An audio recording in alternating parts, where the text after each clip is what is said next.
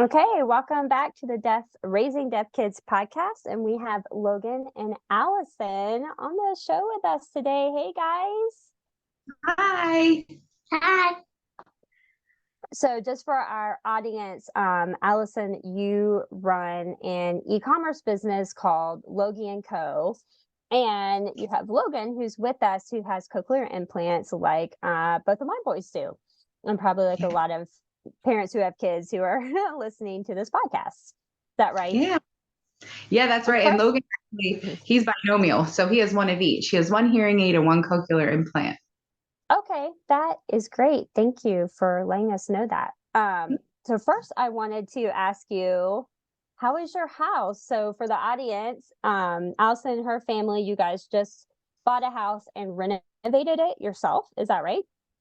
Yes, and it's about half done, but it's going so great. We were able to rent out half of it at one time. So basically, we made all the areas that we wanted to be able to move in and live in ready, and we have the rest of it kind of tarped off. Yeah. And then we're slowly working on that now that we're in the house. So we're really excited. It's took a long time to find a house and be ready to do it, and now we are, and we love it.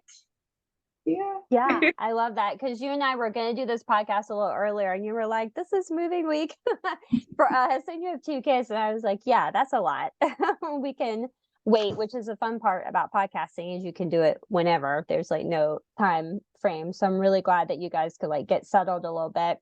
And I'm really interested, do you guys have a skill set that I do not have? Have y'all like renovated stuff before, or does your family know? I'm just curious, like how to do it, because I would not know the first step in this process. My husband and I are not, we're just not like handy. Yeah. We are blessed that my dad, so Logan's grandpa, he was in the woodworking industry his entire life. And fantastic. And he's retired.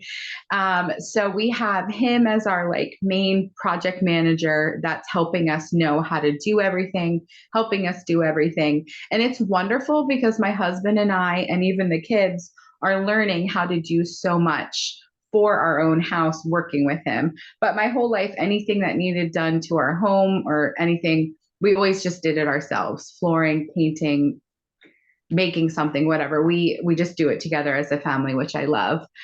And then my father-in-law is also handy as well. So he's been helping too, and my mom, and it's just a family effort, and we're really blessed for it. I love that. And we're going to get into your shop a little bit later, but now I can see how your shop came about a little bit in making all of your, because you make all of your like own things, right? Like mostly. Mm-hmm. That connects. It makes sense now, and we'll definitely get to that. But first I wanted to just share a little bit and like catch us up a little bit on your story with Logan and his hearing loss. So his hearing loss journey, it started right in the hospital when he was born. We were lucky enough to have his hearing loss caught on the newborn hearing screening that they now do for every kiddo in the hospital, which is fantastic. But with that being said, it does only look at certain frequencies. And so it's interesting, his worst side, his cochlear implant side, passed his newborn screening. And it's his hearing aid ear that failed him. So we're so lucky that it was found so early. And it just, the frequency that the cochlear implant side was lacking in just wasn't caught in the hospital. But within 2 weeks of leaving the hospital, we had more testing done. And then fast forward through many appointments. And then by 3 months, we had him fitted for his first pair of hearing aids. Which was fantastic. We are just blessed we caught it early and could start working with him right away. And then we started early intervention, and we did that every week, teacher of the deaf, and a speech therapist, and just we really hit it hard with him. And then his hearing loss is progressive. And so we started with the 2 hearing aids, and basically every visit. We work with the Children's Hospital of Philadelphia. So Okay. it's a long travel. That's a big part of our journey, that it was interesting for all the appointments and things with the kiddo. He needed to be tested for several hours, but a 2-hour drive, and he would never nap in the car. It's all part of it that made it a bit challenging, but we figured it out. And so, yeah, his hearing loss just kept progressing, and they kept upping his hearing aids every time we went, basically. And then the right side, the hearing aid couldn't really be turned up anymore. And they told us it was time for cochlear implants if we decided that. And it was an easy answer, yes, for us. He was 2.5, and we were very prepared to move forward. And so now his hearing aid side is turned up as far as it can go. So at any time, it may be time for a second cochlear implant, but we're just kind of waiting and seeing, and then seeing what's best for him if he chooses the second one or not. We're just trying to learn as much as we can about that. Yeah, definitely. And that's definitely a little different because my kids both like failed their newborn hearing screening and had that, but their hearing loss was such that they just needed cochlear implants. That was very obvious. Wow. Their hearing aids did not work for them at all, and we really didn't anticipate that they would. So this is a little bit of a different journey, which I love that you started with the hearing aids and they did work for a while, and you kind of like progressed up to it. And I know a lot of other parents kind of have that too, and I know a lot of other parents have kids who have a cochlear implant and a hearing aid.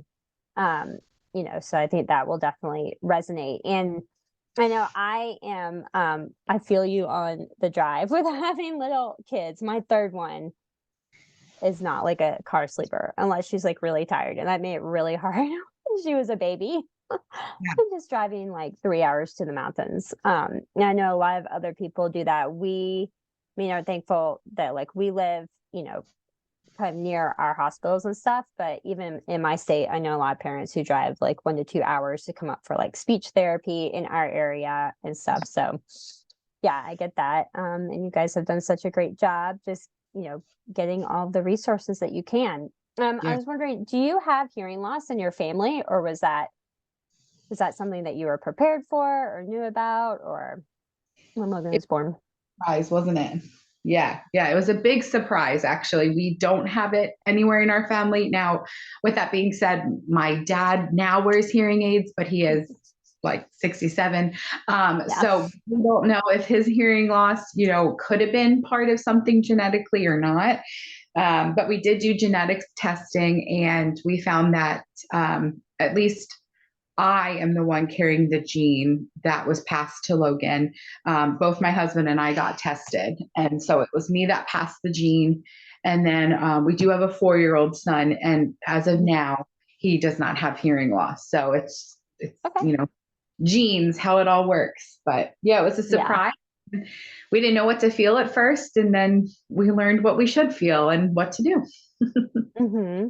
Yeah, and that's something that has come up on like I think every single episode that I've done so far. And I have talked to a lot of parents, whose kids had hearing loss, and pretty much all of them like from birth, no hearing loss in their family. And I also just interviewed someone who has hearing loss herself, but like all of a sudden lost her hearing when she was like 28. And in all of like every single episode, the theme keeps coming up of there's kind of like an acceptance period at the beginning, which I mean was true for me. Not as it was a little bit easier when my second one was born with the same like genetic syndrome, and he had the hearing loss because we had already been through it. Yeah. But it was definitely for me harder, when I had the first child and all of a sudden they had hearing loss, and like we didn't expect it because no one in our family has hearing loss either. Yeah. And there was definitely like a learning curve and kind of like an acceptance period. Did you feel like that was kind of the path that you walked, or how did you feel? Absolutely, like spot on. The acceptance period, I think, is a really good way to describe that, because at first, you can't help but feeling like sad, like, and what does this mean? And we were new to becoming parents anyway. Logan's our first, so we were Yeah. new to parenthood. And then right away, it's appointments, appointments, appointments. And you just kind of feel like you're alone in it because people hear about it, but we personally didn't know anybody whose kiddos had hearing loss then as well. And so it's like, it's just so many different feelings. You don't know what it means for their life. And yeah, you feel a lot, but it was okay. I learned that it was okay to let myself feel the feelings I needed to, but also quickly learned what I wanted my outlook to be on it, what I wanted to feel from it, and what I wanted to have, what we, just allowed in our minds about it, and learned that it was okay, and that the hearing loss world, it's okay. The hearing loss world is a beautiful one. And so quickly we just learned who we wanted to be in this journey, and we got to learn a lot about ourselves through it as well. So yeah, acceptance, like let people feel everything that they need to. But also I encourage parents. That's a big part of what we do with Logie and Co. We invite people to reach out to us, and we help them through this part too, whether it's activation day or the beginning or anything. But I just say, don't let yourself get stuck in the sadness part, because this really is okay. And yeah, so I agree completely. Yeah. Yeah. Yeah, no, I agree. And I like to just normalize that for parents, because I think a lot of parents, either, I mean, I know that I didn't really kind of go through like a grief period or whatever till like a little bit later, because like both of my boys, they need the speech therapy, but they like their syndrome also caused them to be like small. So they needed like physical therapy, they needed like occupational therapy. And so as soon as they were born, I think a lot of parents do this. It's just like appointment after appointment, and you just kind of like keep going. Go mode. Because you have to, yeah. And there's so much going on that you don't like stop and kind of accept it and think about it. And I think other parents feel like, if they're sad, because it wasn't, what you expect for your kids, and you don't know what you don't know when you are a hearing parent like we are, and you didn't grow up with the same life experience, like you don't know yet that they're going to learn to talk, or they're going to learn to sign, or that they're going to be fine, they're going to have a very normal life, because you have like a newborn baby and you haven't been through that process yet. And I like to tell parents, it's not you're not being a bad parent, you're not not accepting your child the way they are. It just, things turned out differently than you thought they were going to.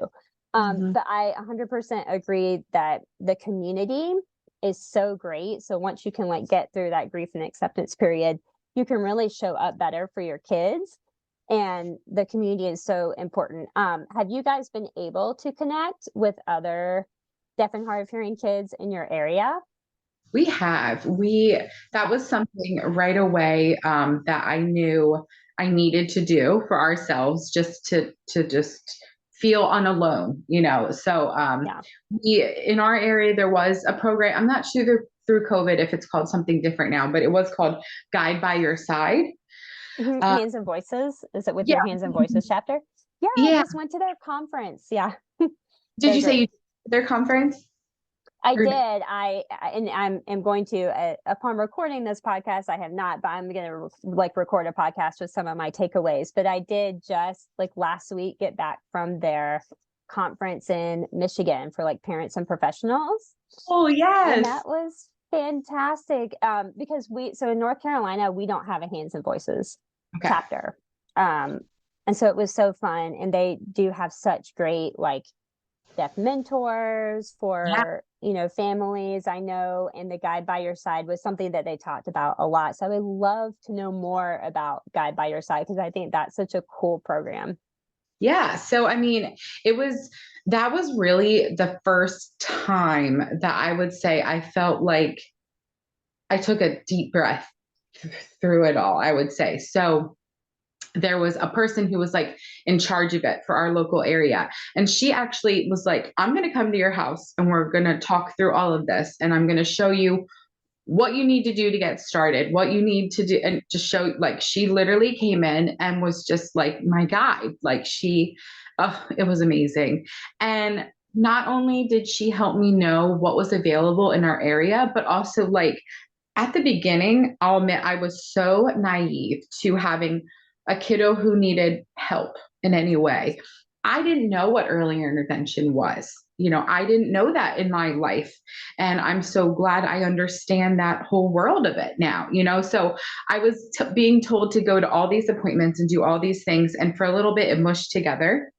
And I'm actually like a very management, leadership, business minded person. And I even felt very overwhelmed by that. And I just was like, whoa. And like the stress kind of kept me from moving forward as quickly as I would have wanted to.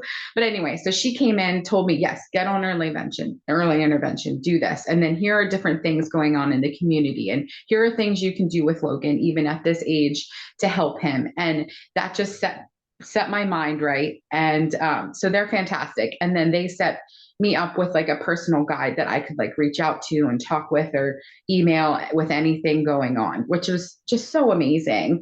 But then they had different community events through all different things, picnics, baseball games, like just different things that you would get together. And it's just a whole bunch of you together with all deaf and hard of hearing kids and adults and everybody. And man, it just helps you normalize it and just see how great it can be. And to share something special, actually, that happened at one of the Guide by Your Side events was when Logan got his sign name. Aww. So it was so sweet. They had us all go to a baseball game that we were invited to go to out in Harrisburg, Pennsylvania. And you were only about a year and a half, I think. You probably do not remember the baseball game probably at all, right? No. There was a wonderful woman there who was deaf, and she just was like laughing and giggling with Logan the whole time. Just he was being his silly, joyful self. And she's asked if he had a sign name. And I said no, but we would be honored if you can give him one. And she's like, I just got chills. She's like, I just thought of the perfect thing. And she gave Logan his sign name. Do you want to show her? We can describe what it is. Go ahead and do it. You can show us too, because we can also show this video to people. Yeah, exactly. So the sign for laugh is when you put your pointer finger at your cheek and just go like, you kind of like pump it upward. Yeah. But she gave Logan, since his name starts with an L, you do the hand ASL sign for L. And then you do the laugh sign with it on the cheek. And we do it twice because Logan is 2 syllables. So we do Logan right at your cheek. And it was such a beautiful, special moment that without this community of Hands and Voices or Guide by Your Side set up, we wouldn't have gotten. It was so fantastic. But in addition to all of that, we are also really blessed with here in our county, we have a monthly potluck of families that get together and for the hearing loss community. And it's great. It's not super huge, but going through all different stages of his hearing loss, we can ask each other because we're all in different stages ourselves. And it's a family and it's fantastic. I love that. I love your sign name, Logan. That's so cool that someone gave it to you. And that is something that you could only get by interacting with a deaf adult, because only like a deaf adult who like really is fluent in sign language and grew up with sign language and understands that would be able to like, connect all of that together and like create a sign for your name. So I love it. And I appreciate you sharing about the Guide by Your Side, because since that's not something we have in North Carolina, I just kind of like learned about it when I went to the Hands and Voices conference. And it was fantastic just going to the conference, because like you said, you're around other parents with kids with hearing loss, and you just like don't have to explain anything. Like everyone like knows the language. Everyone knows you're like, I have a kid who has, profound sensorineural hearing loss, is bilateral, and like you don't have to explain any of those terms. Everyone's like, oh yeah, me too. It's pretty amazing. Nice. You can do that. Yeah. Everyone just kind of like understands each other. And I love, highlighting the Guide by Your Side program, because like a parent really just came along beside you, like really did guide you through that process, which is so important, because you're right. We did early event. Some of the steps, like I don't even remember because it goes fast and because you're new at it.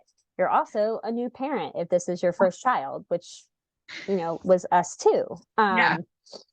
There's a lot at one time because they want to get, if you're doing cochlear implants or doing hearing aids, or they want to get those, in or going like as soon as possible. And so they really like throw you through, and you're going to different things, and it can be really confusing. So having that guide.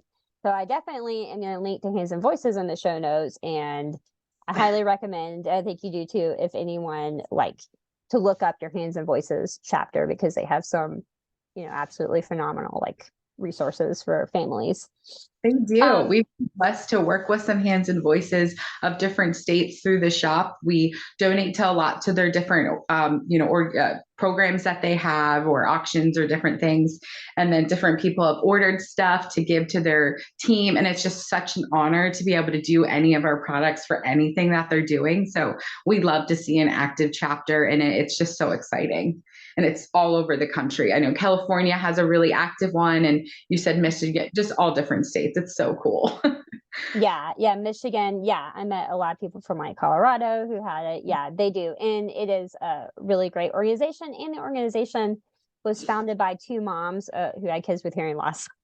So like cool. they know exactly who better to like found this organization. And I love that like most of the people who were at the conference and were working in like the central organization, like they all had kids with hearing loss, and sometimes like deaf plus, like other stuff too. And so it's not like they're just like giving you professional information, which sometimes like the professionals don't understand the parents, where it's like we're speaking two different languages. But they really, most of the people that work there also had deaf and hard of hearing kids, so they do like know how to relate to you as a parent, which is really helpful too. So I want to know, Logan. Yeah.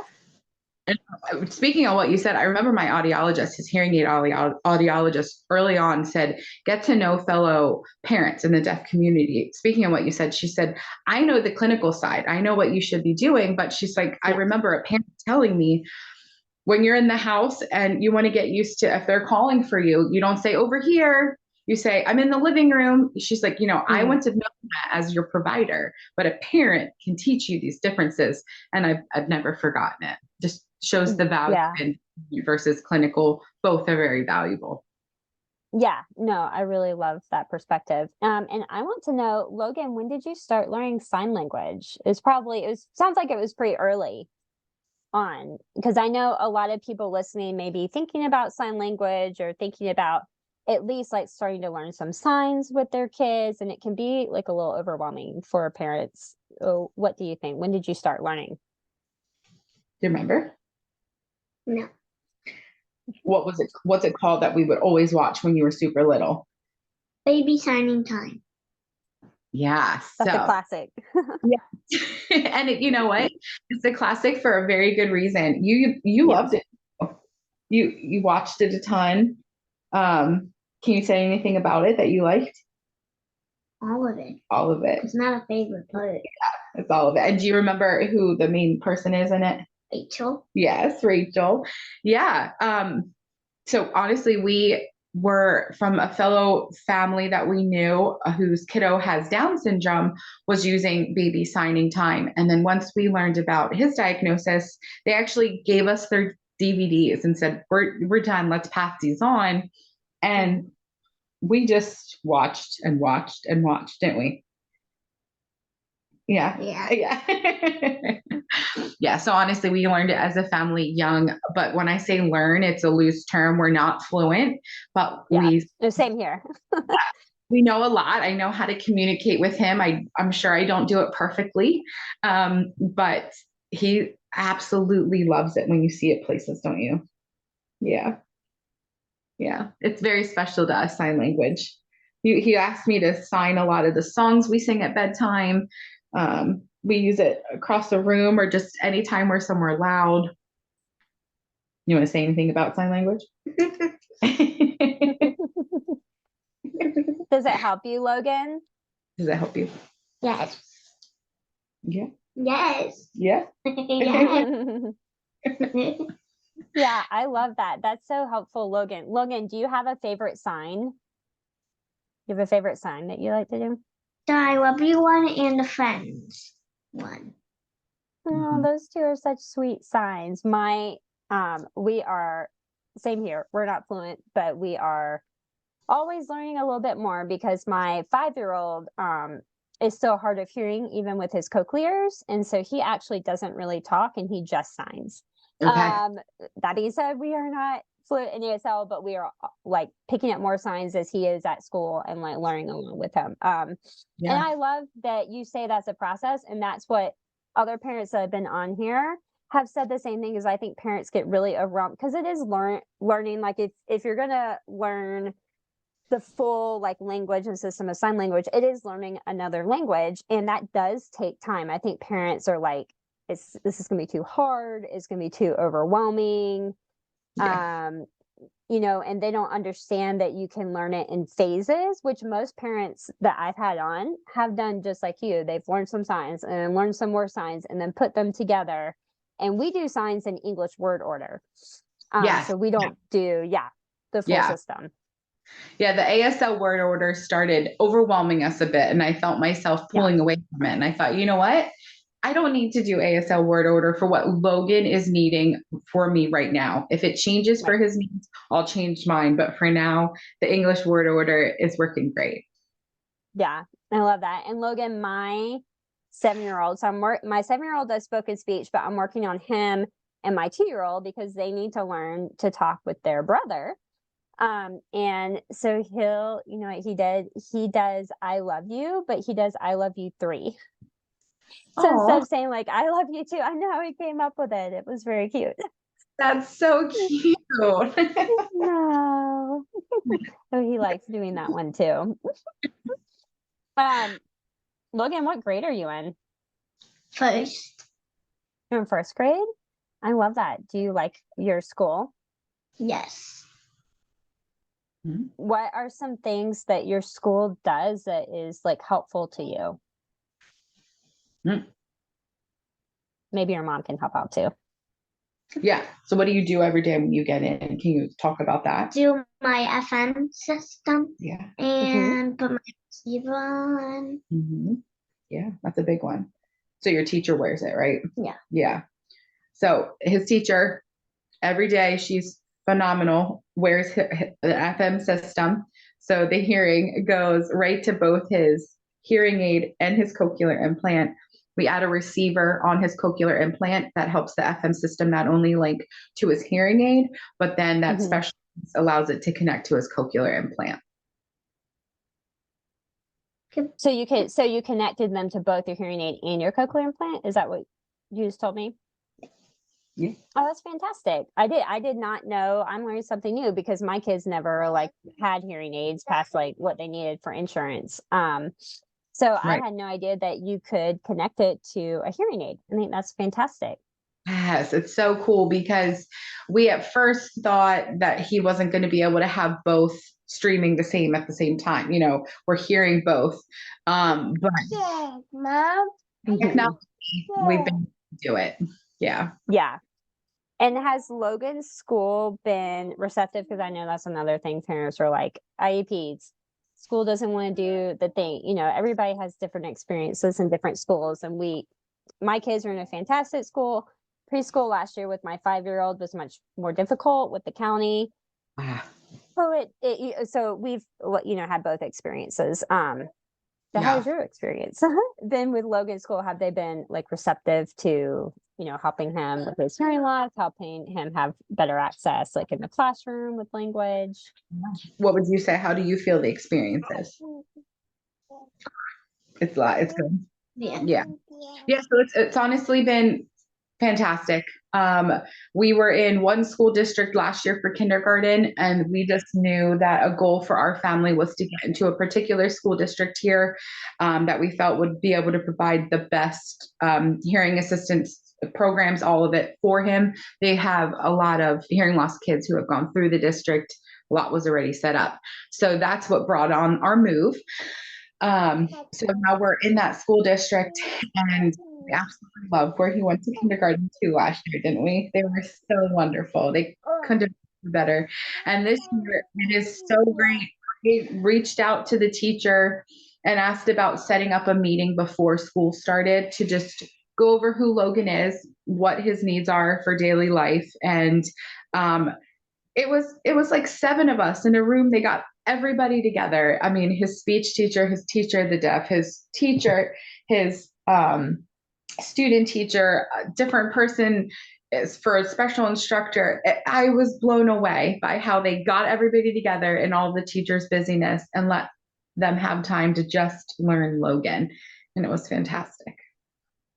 Yeah, I love that. And that's definitely helpful, because I know a lot of parents ask, like, maybe going through the IEP the first time. Kindergarten is the hardest because it's kind of your first time going through it. And I remember that too. It's like they ask you, what do you want for your kid? But you don't know Yeah. because it's new, Yeah. and so there's kind of like a disconnect between, like, they're like, you need to lead the IEP. You're the parent, you're in charge, but you're like, I don't know what my kid needs because they've never been in school before. And I'm not deaf or hard of hearing myself. Yes, that's where fellow parents came in, and I was like, can you help me? Like, I know my kid, but like, what do I say? And they really stepped in and really helped me. And I was like, oh, of course I should say that. But when you're feeling overwhelmed, you can't grab it all. So yes, lean on your parents for that. Your fellow parents. Yeah, your parent. And then another reason to get that parent support group. Yeah. Logan. Do you want to tell them what the school just had me do in your classroom? Can you just tell her about that a little bit? Do what? For when I came in and read the book. Yeah, go ahead. Just tell her a little bit about it. So on Friday, not last what? Came in, read a book about sign language. So, and she also passed out presents, about sign language presents. Yeah, that's the best. That are pencils, and she also gave out stickers inside the bag of the pencils. Yeah. And then we taught some signs, right? Yeah. Yeah. Yes. At the end of the book. Yeah. So we read a book all about hearing loss. It's Let's Hear It for Miguel. Yeah. Miguel. Yeah. And it's a fantastic book. Yeah. Okay. Again, from a fellow parent suggested. We actually borrowed her book. It was just so cool. And now we want it ourselves. But then, yeah, I got to sit there and answer questions from all of his fellow students. And just open up their conversation, because they maybe have been too nervous to ask Logan what was on his head, or, you don't want any barriers between kiddos getting to know your kiddo because they see something different. You just want to normalize it and say, hey, we're here, ask the questions. And the questions went on for like 25 minutes. Like, they would have just kept raising their hands. It was beautiful. And I taught them 3 signs. And by the time I was walking out of the classroom, a kiddo had already run up to Logan and signed his sign name and signed one of the signs that I just taught. Yeah. Always glad. Yeah. Yeah. Yeah. So I asked the teacher about coming in and doing it. She jumped on it and supported it 1,000%. Yeah, I love that. I've donated books to my kids' school, but I've thought about doing the same thing, because I've lately been hearing about parents like you who have gone into the classroom and just done more awareness, which is fantastic that the school agrees. I find that most schools do. They're just busy. Like, if you like take the initiative and volunteer and you kind of like plan it, and like, it's probably just like an hour, out of their day. They're always looking for something to do with their children. Some type of activity that will help them. And I mean, it's so fantastic, because I find, kids at this age are so receptive to learning. And they are curious, and they're not like being mean. Like, they're not being mean. They just like want to know the information. They want to know what they are because they've never seen them before. And usually when you tell them, they're like, oh, okay. And they move on. Yeah. And everything is fine. You know what I mean? Which is why I love kids. But I love that because you are bringing awareness to the other kids about people who might need like different things from them. You know, so maybe in the future, like, you know, they meet someone who's in a wheelchair, or, you know, it doesn't necessarily have to be a deaf or hard of hearing person. And they just have the awareness that, okay, this person, you know, may need, you know, something extra, have some extra challenges that like I can help them with. You know what I mean? Yeah. I gave the example to the class that, you know, Logan just needs some extra help with his hearing, but just like me, I wear glasses, and I said, I need help. Everybody needs help in different ways. Sometimes you can see it, sometimes you can't, but that's how Logan needs it. And I hope, I just think little example can stick with kids because it's easy enough. Yeah. Yeah. Logan, did you like that your mom went in? Like, were you embarrassed at all to talk about your cochlears, or did you like talking with your class about them? How did you feel about that? Did you like it, or?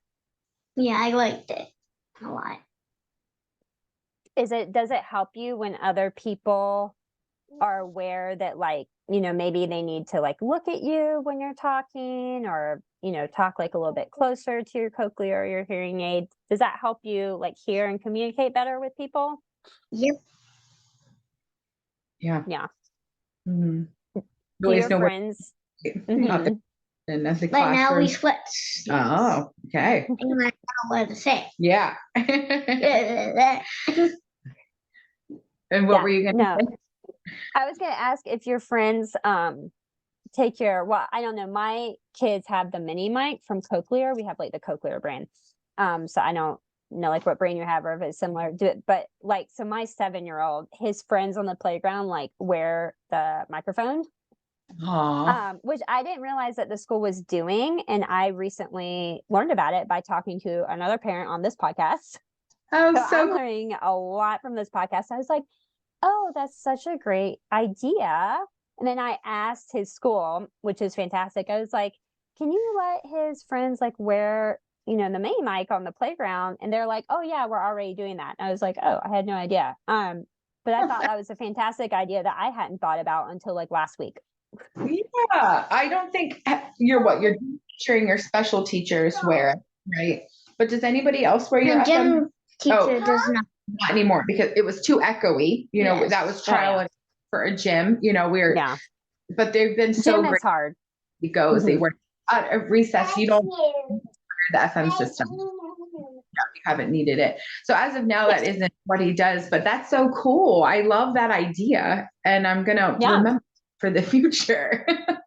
Yeah, like I said, I literally learned about that last week from another parent who was doing that. And that wasn't something that I had even thought about asking the school if they could do. And it's a really easy thing and makes sense. It's just that you don't know what you don't know, once again. Yeah, exactly. You know, yeah. So yeah, thoughts. Yeah, and I would love to talk a little bit about your shop, because what I love is that you have this shop, you know, it promotes like, you know, awareness of deaf and hard of hearing like people, and it also allows you to be at home and do these things like go into your child's school, you know, and talk to them about awareness and just do the extra stuff, which is really special too. I would love to know a little bit about like how you got started, what your shop is, in case for some reason someone hasn't found you yet. Sure. Yeah. Do you want to say anything about the shop before I start? Before I start talking? No. Okay. Yes. Yes, go ahead. I'm making my very own magnet. Yes, he is. Logan's always been helping with the business, and now he's starting to make some of his whole own products, which we learning for newer skills. So yeah, he's been working really hard and doing amazing, which is so exciting to watch. And a huge part of why I love the shop, just like learning that young, and yeah, it's wonderful. So, but yeah, a basic overview of how we got started.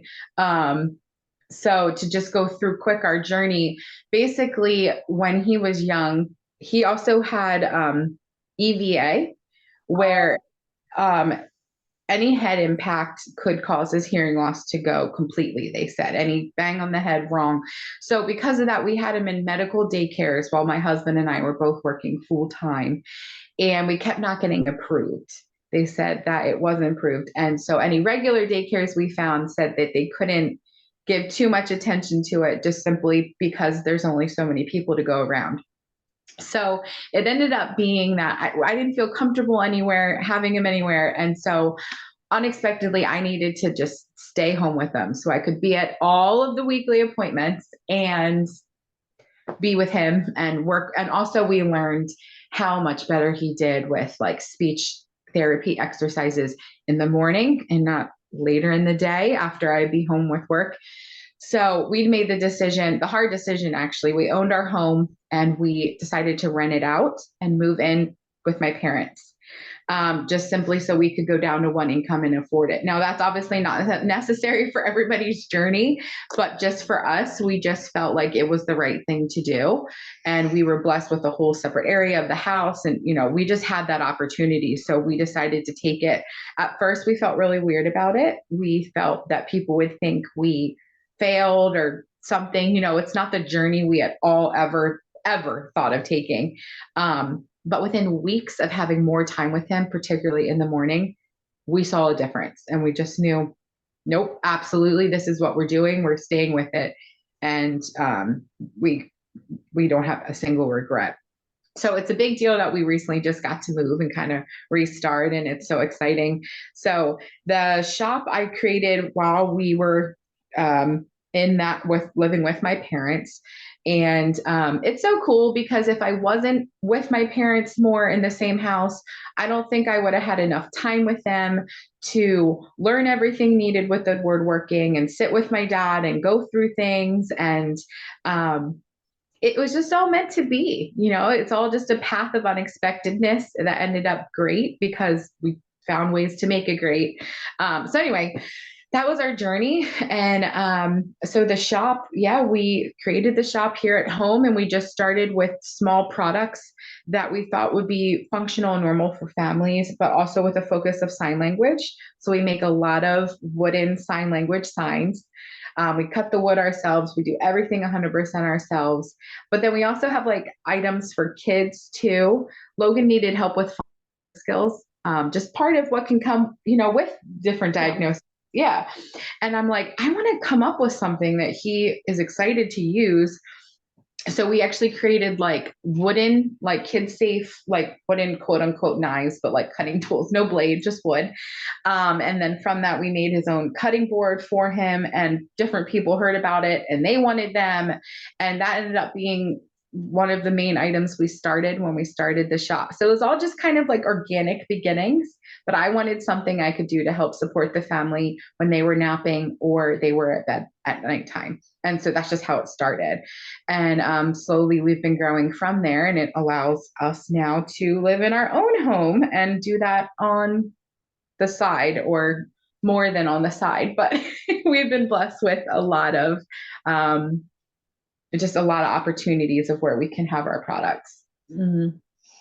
Yeah, and I loved that you took like a skill set that you already had, which like it sounds like from your house and stuff, you know, you have a history of like woodworking in your family and doing these kind of like DIY type things, and that you could use the skills that you had to like build this business, which I think is fantastic.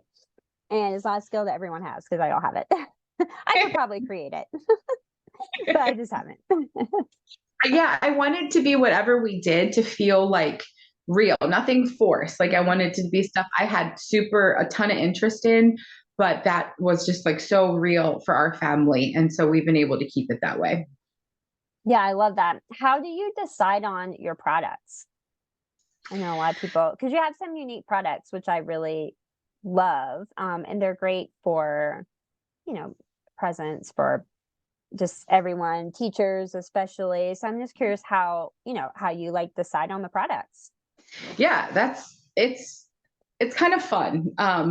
With the importance of what I buy it is always like a big thing I think of. I don't like things in the house that aren't for a reason or special or whatever. So I don't like to just create things that just sit and don't give anybody joy. So it has to pass that, and it has to be something that as I try making it, are we enjoying the process of it? Is this something I'm going to want to do? And if it passes that, I, have the kids look at it, I have our friends look at it, and just see if, if we like it, if it feels like a good fit. Different products, like we make 2 different kinds of wooden ramps for kids. The one folding ramp that we make, that all started because of, like I said, the long distance hotel or hospital, like the Children's of Philadelphia appointments for Logan. How we found his success was we would have to get a hotel nearby the night before and then book his appointments for early that morning. So we had a lot of hotel stays with a little kiddo. So I asked my dad a long time ago to make any kind of ramp, anything that we could take with us. And from that came our folding wood kids ramp. So I love the meaning behind that. So we keep that one going. And then my 4-year-old absolutely loves anything to do with cars. And so another thing I wanted to take on vacation, we have a magnetic kids ramp set that goes on your refrigerator. And it's just as like, because I want it and it didn't exist. So we made it exist, so we have connections behind so many of our products because it's something we love. I've always loved succulents. We do a ton of succulents. I'm not great with keeping things alive because of busyness. So we use a lot of small artificial things. And I want stuff that when I want to be able to go over to someone's house and have an easy gift to give, I create those. And so it's got to have meaning and purpose behind it, I guess is the biggest way to describe it. Yeah, no, I love that. Yeah, the succulents. I'm also not good at keeping things alive at this point in my life. I mean, I've killed the succulents in my house, believe it or not. Like, I don't know. I just didn't water them. It's too much. We also have like a dog. I just can't. 3 children and a dog. I can't keep anything else alive. Literally, my plants outside, the rain keeps them alive. Yeah. But yeah, so I get you on the succulents, and I know those are perfect for. I'm sure people like maybe have ordered them. Like could see like bridal showers or like weddings. I think have you done any of those? Because I know that I've seen that you've done like bulk orders on some of those for like different events. Have we made a lot of cork magnets, Logan? Yes. How many? Tons. Yeah. A million bajillion. Yeah. No, actually, that's so one of them that we make is a succulent, a little artificial succulent in a cork with magnets behind it. We stay in the back of the corks and we put magnets on it so they hang up nicely for you. One of the biggest things we do with our cork magnets is they're for wedding favors and bridal shower favors. And I love being a mini part of people's special day. But again, I don't want to provide wedding favors that people don't really care about. People always say, oh, just leave the favors. But this is something cute you want to come home and put on your refrigerator or put in your workplace or whatever. And people love them. So yes, we love it. We also make them to go in your car now, like car vent clip little cork succulents. And I think succulents are so joyful. So I love the little like pop of joy you can add in people's car. Yeah, I love that. They are kind of fun. And yeah, I like that you are making an intentional, like, gift that, I mean, I can see that lots of like bridal showers and stuff would like use that. But it is like an intentional part of the shower. So it's not just something, like you said, that they're just giving their guests just to like give them something and they're going to throw it right away. Cause we've all been to like weddings that have done that. This is something that, is a more like intentional fun gift that someone would actually use. And so I love just the intention behind that. And yeah, I mean, you. No, sorry. I was just going to say a lot of brides like that. We also give back to charities with all of our purchases. We fund 3 charities through everything, which is a super important part for us, right? Always giving back. So a lot of brides have commented that they like that their favors are, helping to do something good. So it's nice that you can have help people who might want to give and not know how, a way to do it. Yeah. Yeah. Where do you get the corks from? Like, do you buy them, or is this part of like the family? We just like drink a lot of wine. Is that? I got asked that That's question. part of how the family helps. We enjoy some wine, but not nearly thousands of them. That much. It's it's so interesting. The reason we even started messing with corks is my best friends and I had a yard sale one year before we started the shop, and she had this big bag of corks of like 200 corks, and it didn't sell. And I thought, you know what, just keep them. Maybe I'll use them someday. And I messed around with corks, and bam, that's how that product started. And I didn't know if anybody was going to like it, and I just tried, and it took off on Facebook Marketplace is how it started. But then since then, I have, there's a person that recently, that's local, that would have different corks on Marketplace available. So I started working through her, but then we bought out all of her corks. I think we bought like 10,000 corks from her over 2 years. And now fellow makers that I've gotten to know across the country are asking wineries in their areas for if they have corks. And I literally have people sending me corks from all over. And That's it a is great idea. it's so cool. Just like the people care to take the time to do it. But they'll tell the people like what shop they're being used for, and they'll send us corks. I just got a box from a fantastic maker who's in Virginia, and she just sent me this like giant box of corks. And it's just, I love the meaning behind that too. So yeah, a little bit of everywhere. Yard sales, thrift stores, you name it, we get them. Yeah, I love that. And I feel like I mean, I'm not really in the maker community, but I know like heard about it a little bit. I feel like it's a really great kind of like close-knit community too. Like once you kind of get in and start meeting people. Same thing with the deaf and hard of hearing community. The deaf adults that I have talked to have been so encouraging to me, so welcoming. I feel like when you just start making connections with people and just talk to people like a regular person, and Yeah. just connect, then people are willing to help you. Mhm. Do things and want to help your business, their business doing good, and they want to help other businesses too, which I think is fantastic. Yeah. I've just found when you're looking for the good, you do find it. You can look for the bad and easily find it. But if you just work a little harder, you find the good everywhere. And it's just wonderful. Yeah. The one group that's helping so much, it's called Blessing Friends Makers Market. I can't recommend it enough to people. It is the sweetest group of people. And we don't do like live sales. Like it's not who I've ever been. However, on that Facebook page, we started doing them. It took us outside of our comfort zone, but Logan does them with me. And they're the hugest supporters of Logan. And it's so nice. When do we have our next one? Next live sale? Yeah. Today. Yeah. We're doing a live sale this afternoon.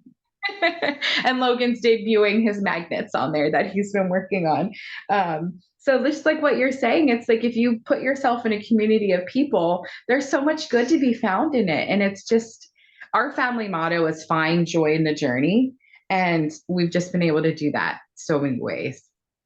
Yeah, no, I can really tell you guys are such a sweet family, and you guys support Logan, and I'm sure support your other son, Cohen, like just as well. And you guys are just such a fun, positive family. And I'm so glad. I know we've connected like on Instagram and stuff. And I'm so glad because we're both on the East Coast. We're not that far from each other. I'm so glad we've been able to get together and talk. I do have a question. So what would you say to parents or moms who, like you, maybe are staying at home and want to start some type of business? Either they want to make money or they just want to do something that isn't just being a mom all the time, right? Because there is kind of a tension. I find that too, which is why I have like started the blog, started the podcast, that I love taking care of my kids, staying home with them, but I also have this other part of me that's like another person away from my kids as well. And I like to do something that kind of like fills me up, I guess you would say. But I think a lot of parents think like, you had 2 young kids when you started it, you were in and out of appointments as well. How did you find the time, or how did you make the time to Yeah. get this all No, started? Because you have built a fantastic business, but I mean, it took a lot of work. I know it didn't just happen overnight. yeah. Um, I think the big thing is keeping like authentic to who I was and what was important to us, I think is a really big one, because some people when starting, they just kind of look at for what's selling and just try to jump on it. And when that can work some, if you don't have your passion behind it, I don't think it lasts. So I just kept true to what I was passionate about. And then I pulled from help that I had around me, so like one of my best friends, Erica, she helped me set up my website to start.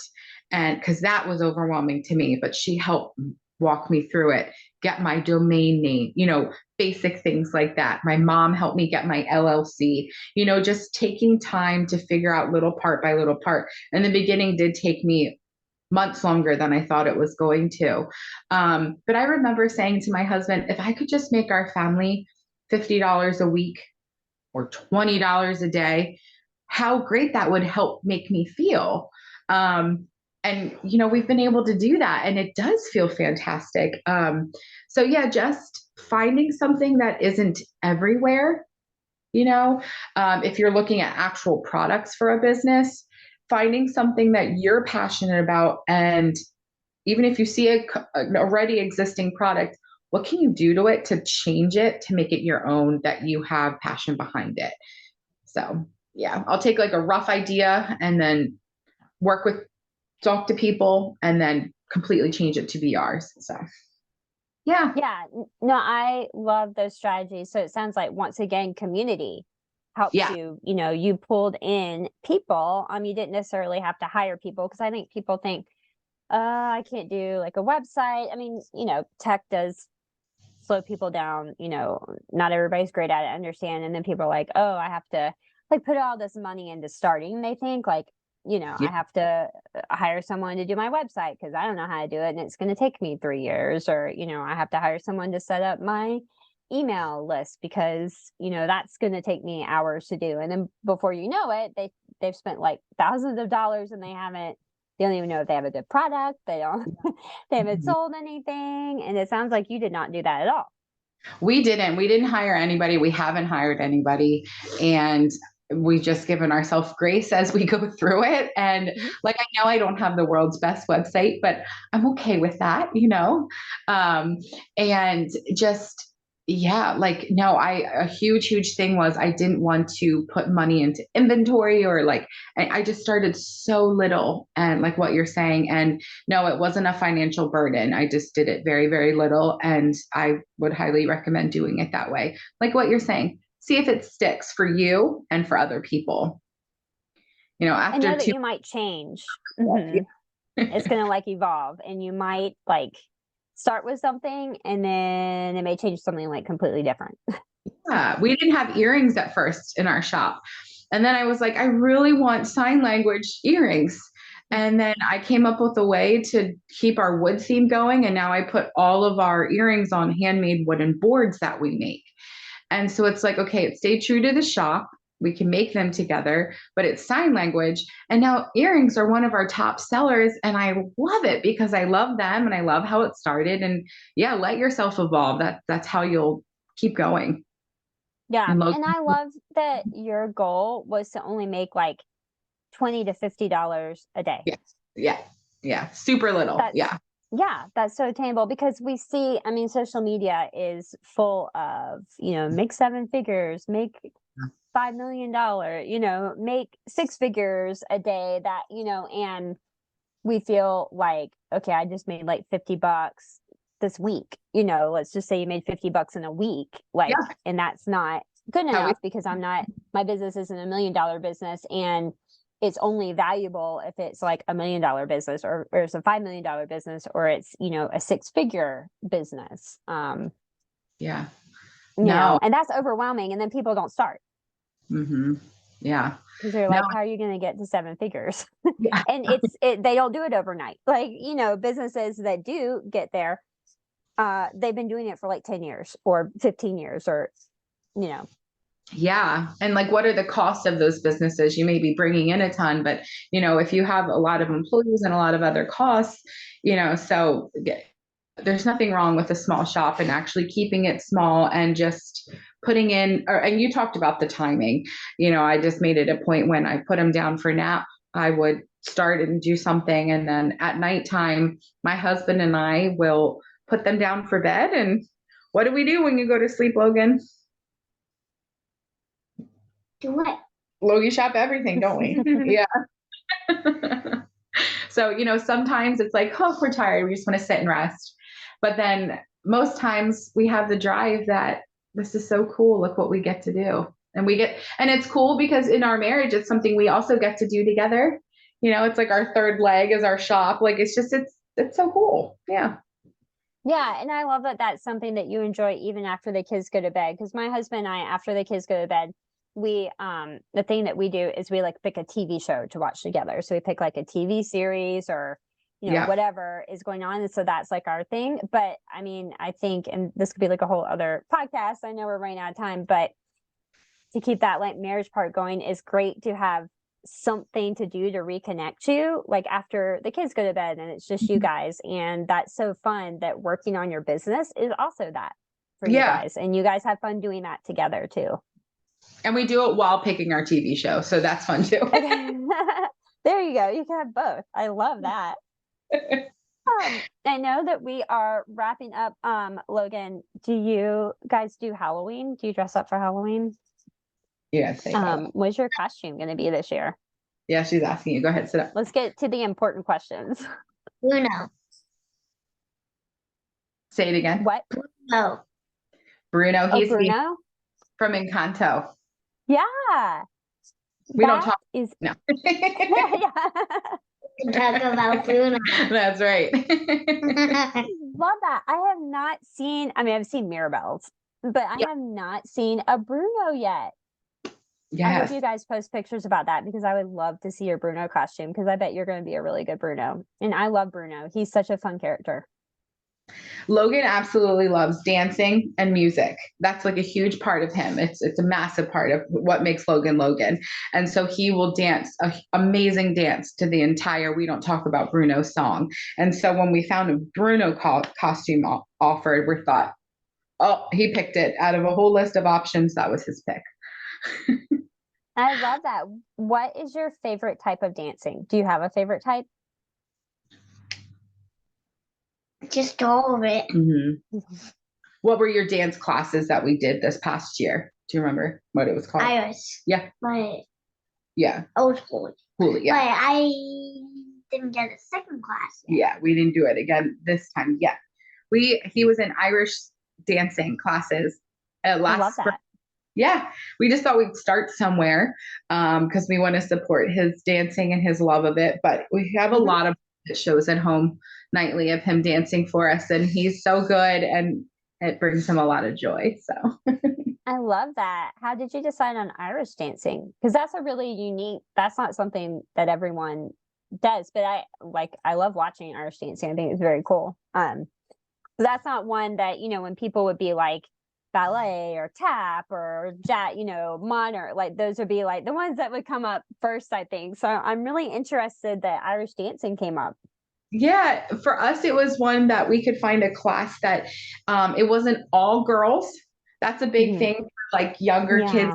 And it is super girl like focused, which so everybody says they take boys too, which is fantastic. So there's nothing wrong with that. It just tends to be girls do it more. But the Hooli classes had a lot of boys in it too. And so that's the Irish dancing, it's called Hooli. That's what we decided to start with. But then there's another one in the area that's just like regular, all different types of dancing that I think we're going to do next. So see where he likes it. Yeah. That's very cool, Logan. I love that. What is your favorite Halloween candy to get? Ooh, good question. I do not know. Can you think of one of your favorite candies? I do not remember. You like Skittles? Yeah. Yeah. Like that's a parade candy too. It's what? A parade candy. Oh yeah. Yep, we were at a parade and they handed out Skittles. What else? What other candy do you like? Lollipops? Tootsie Rolls. Oh, Tootsie Rolls. Yeah. We're a gluten-free family too. Okay. But candy a lot of times is gluten-free. So yeah. There you go. I mean, Yeah. those are two good, solid choices. Yeah. Yeah. Everybody's going to have like a Tootsie Roll or a Skittle. So, I mean, I think that's a great choice, Logan. Logan, is your brother going to dress up too? Does he know what he's going to be? He's gonna be a skeleton.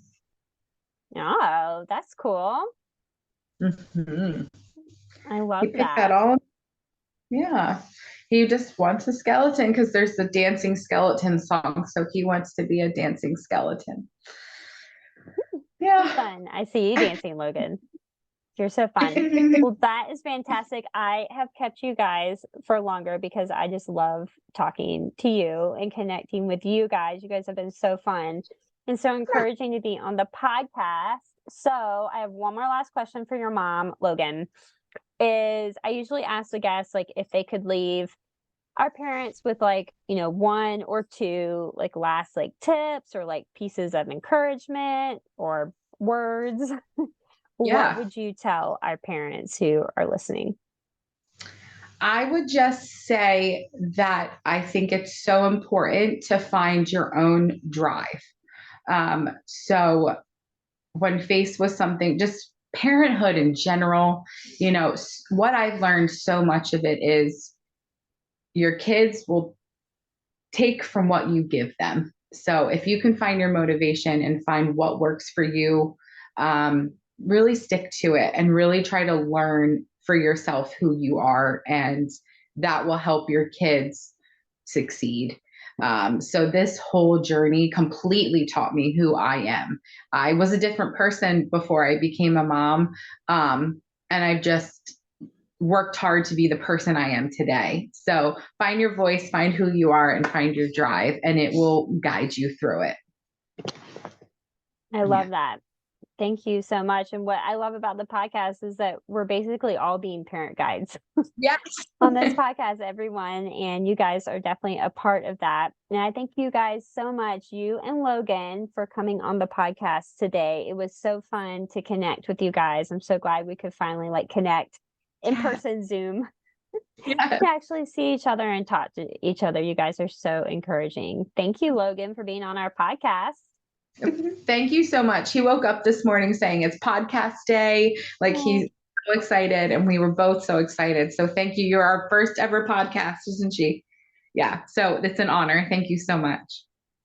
Oh, thank you guys. Bye.